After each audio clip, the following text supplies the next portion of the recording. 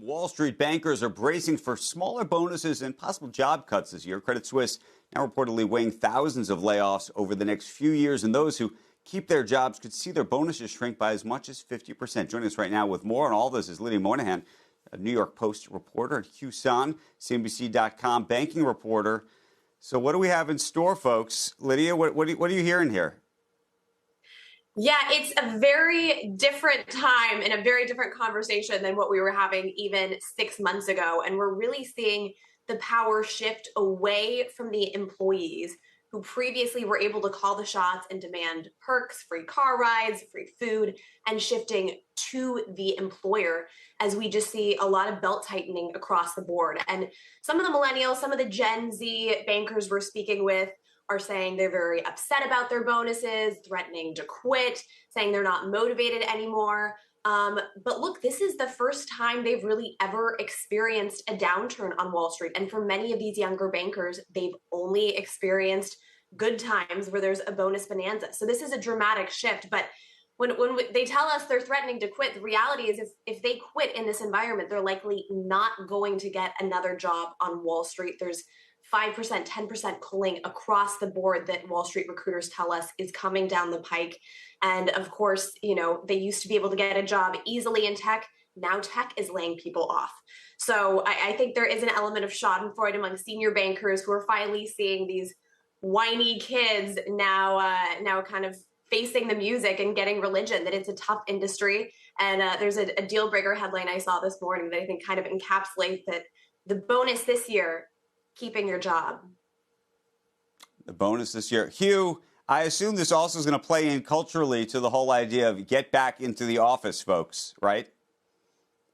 Yeah, no, certainly that's the case, Andrew, that if you suspect you're in a business, let's call it equity capital markets, let's call it you're in the IPO business and you're looking at the volumes, obviously since the last time we spoke about this topic, what is the new news, right? So we have July data from SIFMA, which is an industry trade group that all the banks have to feed in their volumes into. So it's a pretty good snapshot. It's down, IPO business is down 95% year to date, which looks awful. If you actually drill down into the July figures, it's actually even worse. So they're down, it is among the slowest months during the whole pandemic. So you've had a business that's decelerated, that's basically as slow as it's ever been. And you're looking at that, say you're part of that business, you're sitting at Morgan Stanley, Goldman Sachs, or, worse yet, even one of the folks who fall out of the bulge bracket. You're looking at the volumes and you're saying, I haven't done anything. I'm not doing anything. There's no business to do.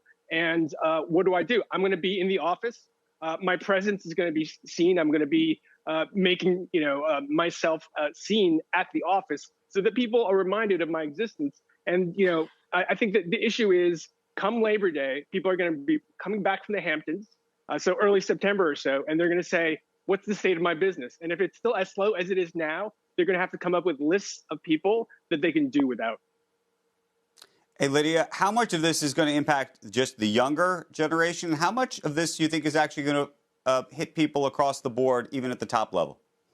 Well, high performers are always rewarded on Wall Street. So I think this is going to shift from everyone gets a piece of the pie now to the high performers are going to be especially compensated. It's going to be a very much eat what you kill environment. And I want to add to what Hugh is saying. When you look at the first people who are going to be laid off, again, hearing from recruiters, it's going to be at least 5 to 10% across the board. They are going to be targeting people, obviously, who are in divisions that aren't bringing in revenue, and then people who aren't showing up literally or figuratively. And one of the things we're hearing at JP Morgan, especially, all of these companies are paying billions of dollars for their real estate. Jamie Dimon is telling his division heads, hey, if your people aren't in their desks 5 days a week, we are going to be taking those seats away from your division, reallocating them to other divisions. And so I think that is going to be a big piece of this conversation, that now, if you're not in your seat, it very well might be taken away from you. Right. Shepard Smith here. Thanks for watching CNBC on YouTube.